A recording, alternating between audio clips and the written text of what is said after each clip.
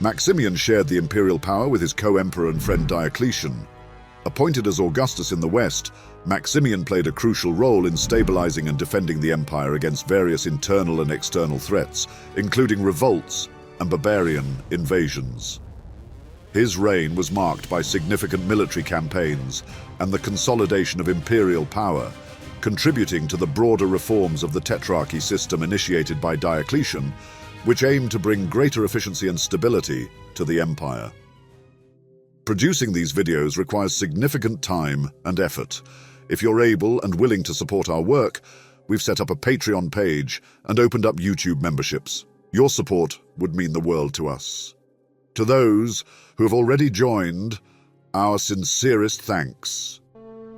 Early life to Caesar. We know very little of Maximianus before he was appointed Caesar in the year 305. We know he was born in Illyricum, just like his comrade-in-arms Diocles, more commonly referred to as Diocletian. Maximian likely originated from the northeastern parts of Illyricum that bordered on the Danube, perhaps around Sirmium.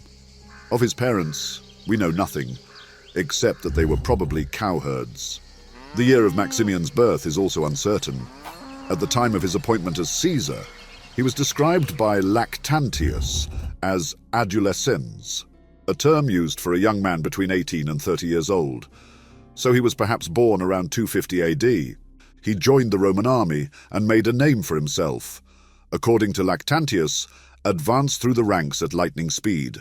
This is quite clear in Lactantius, who describes Maximian as semi-barbarous, because he rose extraordinarily quickly from being a shepherd in the wild forests of Illyricum to being one of the rulers of the empire.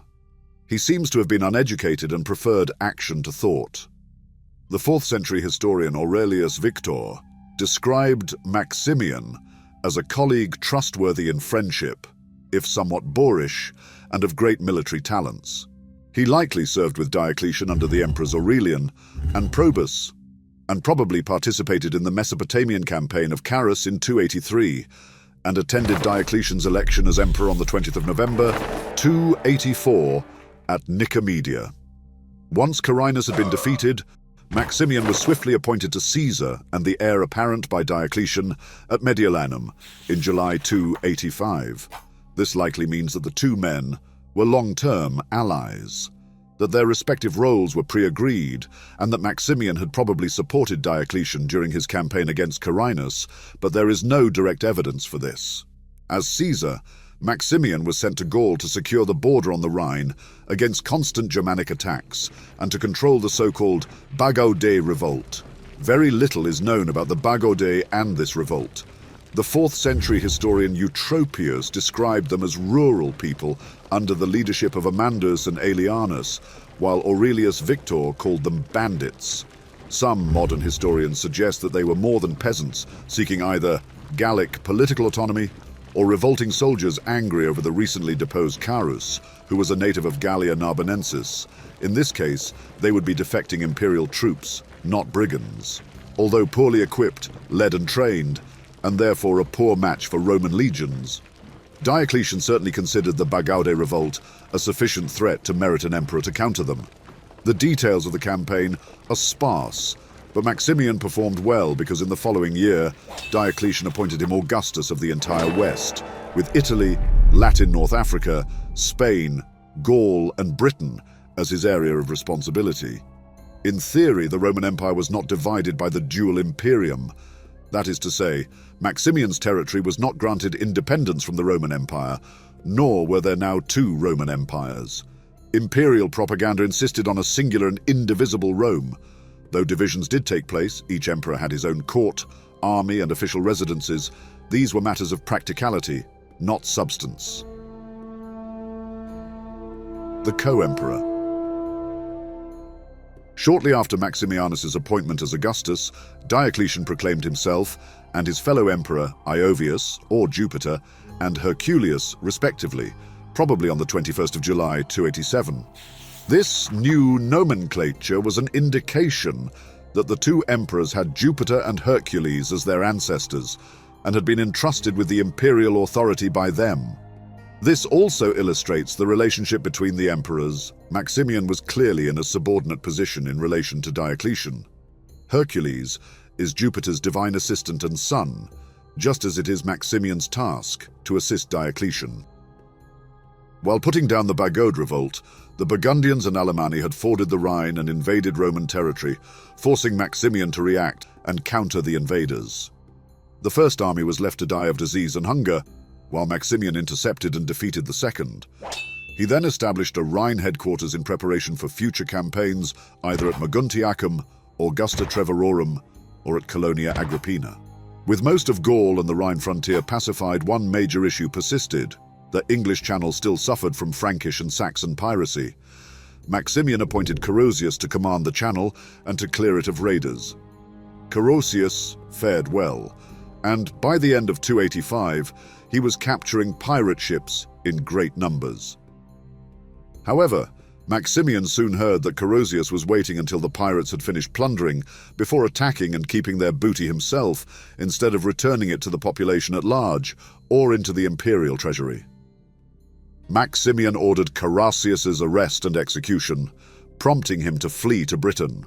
Carausius's support among the British was strong, and at least 2 British legions defected to him. Carausius quickly eliminated the few remaining loyalists in his army and declared himself Augustus.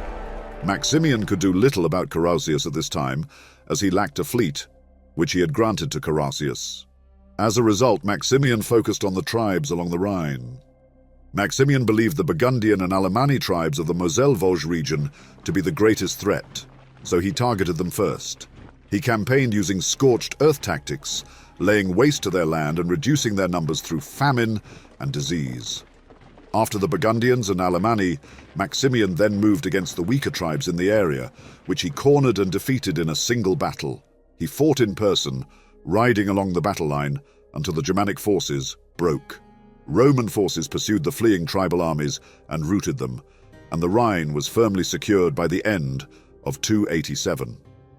The following year, Diocletian returned from the east, and the 2 emperors met, but the place and date are not known. Later in that year, in 288, Maximian and Diocletian led a surprise invasion of the Agri Decumates, a region between the Upper Rhine and Upper Danube deep within Alemanni territory, while Diocletian invaded Germania via Rhaetia. Both emperors burned crops and food supplies as they went, destroying the Germans' means of sustenance. They added large swathes of territory to the empire and allowed Maximian's build-up to proceed without further disturbance. In early 288, Maximian also appointed his Praetorian prefect Constantius Chlorus, the husband of his daughter Theodora, to lead a campaign against Carausius' Frankish allies. These Franks controlled the Rhine estuaries, thwarting any sea attacks against Carausius.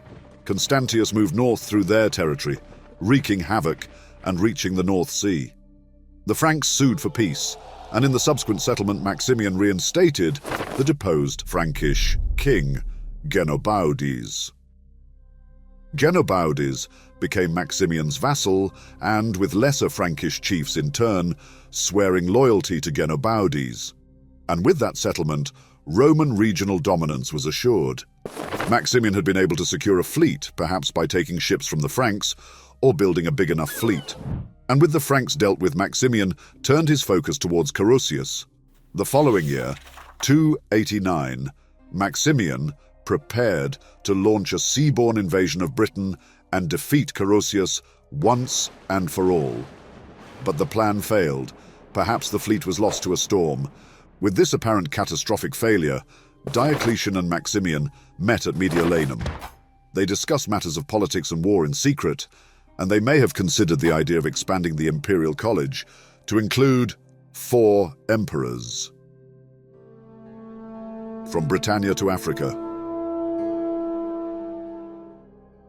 Following the failed invasion of Britain, an uneasy peace was established between Maximian and Carausius for the next few years.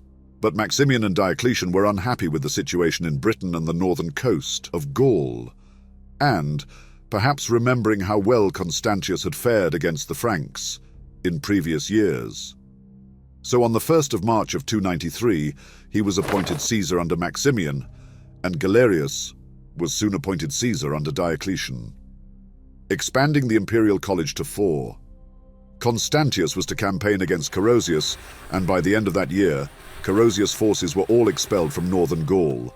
In the same year, Carausius was assassinated and replaced by his treasurer, Electus. Constantius marched up the coast to the Rhine and Scheldt estuaries, where he was victorious over Carausius' Frankish allies, taking the title Germanicus Maximus. Maximian, still in Italy after the appointment of Constantius, was apprised of the invasion plans, and in mid-296 he returned to Gaul. There, he held the Rhine frontier against Carausius' Frankish allies, while Constantius launched his seaborne invasion of Britain. Electus was killed on the North Downs in battle with Constantius's Praetorian prefect, Asclepiodotus. Constantius had landed near Dubris and marched on Londinium, whose citizens greeted him as a liberator and as the restorer of the eternal light. With Constantius' victorious return, Maximian was able to focus on the conflict in Mauritania. As Roman authority weakened during the 3rd century, nomadic Berber tribes harassed settlements in the region. In 289, the governor of Mauritania Caesariensis had gained a temporary respite by pitting a small army against the Bavares and Quinquegentiani, but the raiders soon returned. So, in 296, Maximian raised an army and advanced through Spain, likely defended the region against raiding Moors before crossing the Strait of Gibraltar into Mauritania Tingitana, where he protected the area from pirates. The following year, 297, Maximian launched a bloody offensive against the Quinquegentiani. The campaign was not finished by the end of the year, so Maximian spent winter camp in Carthage, before returning to the field the following spring. Not content to drive them back into their homelands in the Atlas Mountains, from which they could continue to wage war, Maximian ventured deep into Berber territory. The terrain was unfavorable, and the Berbers were skilled at guerrilla warfare. But Maximian pressed on. Wishing to inflict as much punishment as possible on the tribes, he devastated previously secure land, killed as many as he could, and drove the remainder back into the Sahara. His campaign was concluded by early 298, and on the 10th of March, he made a triumphal entry into Carthage. Maximian was hailed as restorer of the eternal light. Maximian returned to Italy in early 299 to celebrate a triumph in Rome. Retirement. The next few years Maximian spent at Mediolanum and Aquileia, while Constantius took up the defense of the empire. Diocletian's 20-year anniversary of his reign was celebrated in Rome in 303. Some evidence suggests that it was then that Diocletian exacted a promise from Maximian to retire together, passing their titles as Augusti to the Caesars Constantius and Galerius. While Maximian might not have wished to retire, Diocletian was still in control, and there was little resistance. Before retirement, Maximian would receive one final moment of glory by officiating at the secular games in 304. The next year, in 305 on the 1st of May, in separate ceremonies in Mediolanum and Nicomedia, Diocletian and Maximian retired simultaneously. The succession did not go entirely to Maximian's liking. Perhaps because of Galerius's influence, Galerius's former army comrade Severus and Galerius's nephew Maximinus Daza were appointed Caesar, thus excluding Constantine and Maxentius. Maximian quickly soured to the new Tetrarchy, which saw Galerius assume the dominant position Diocletian once held. Although Maximian led the ceremony that proclaimed Severus as Caesar, within 2 years he was sufficiently dissatisfied to support his son's rebellion against the new Tetrarchy. When Constantius suddenly died in 306, on the 25th of July, his son Constantine assumed the title of Augustus. This was not part of the plan of the new Tetrarchy. This naturally displeased Galerius, who instead offered him the title of Caesar, which Constantine accepted. The title of Augustus then went to Severus. Maxentius was jealous of Constantine's new power, and on the 28th of October 306, he persuaded a cohort of imperial guardsmen to declare him Augustus. Maxentius sent a set of imperial robes to his retired father Maximian and saluted him as Augustus for the second time. Galerius refused to recognize Maxentius and sent Severus with an army to Rome to depose him. As many of Severus's soldiers had served under Maximian and had taken Maxentius's bribes, most of the army defected to Maxentius. Severus fled to Ravenna, which Maximian besieged. The city was strongly fortified, so Maximian offered terms, which Severus accepted. Maximian then seized Severus and took him under guard to a public villa, where he was kept as a hostage. In late 307, Galerius led a second force against Maxentius, but he again failed to take Rome and retreated north with his army mostly intact. Despite initial successes, the campaign ultimately failed due to several key factors: strong resistance from Maxentius's forces, significant logistical challenges in maintaining supply lines across the difficult alpine terrain, and a lack of widespread support among the Italian populace.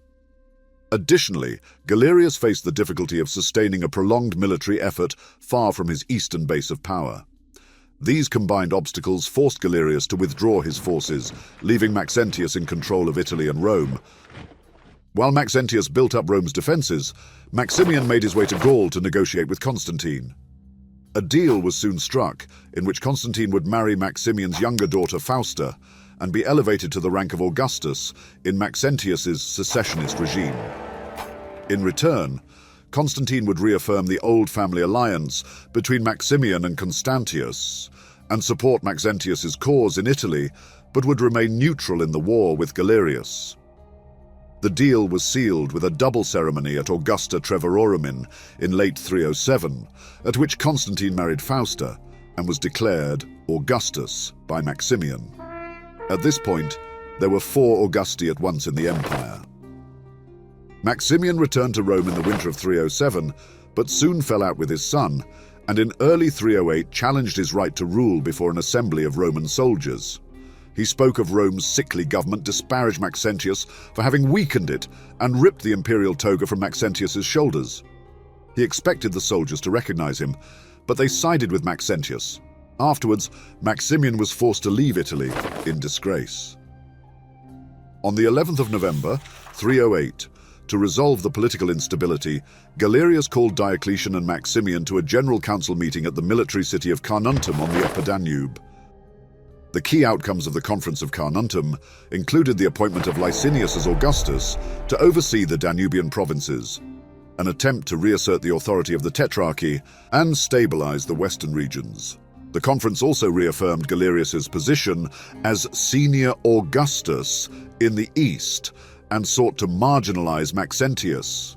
Despite these efforts, the decisions made at Carnuntum failed to achieve lasting stability, as the underlying conflicts and ambitions among the various rulers persisted.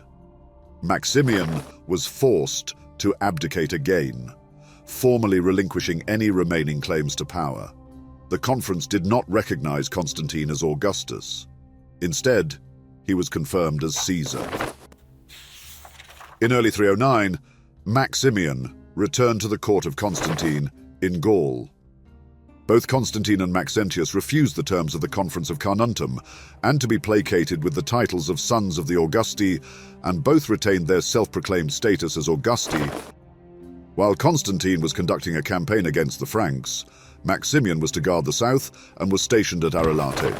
There he soon announced the death of Constantine and took up the imperial purple. Although Maximian offered bribes to all who would support him, most of Constantine's army remained loyal, and Maximian was compelled to leave the city and move towards Massilia, as it was a town better suited for a prolonged siege. As soon as Constantine heard of Maximian's treachery, he abandoned his Frankish campaign and made for Massilia. Though the city was well suited for a prolonged siege, that made little difference as Constantine-loyal citizens opened the rear gates to let Constantine in. Maximian was captured and reproved for his crimes. Constantine granted Maximian some clemency, but strongly encouraged his suicide.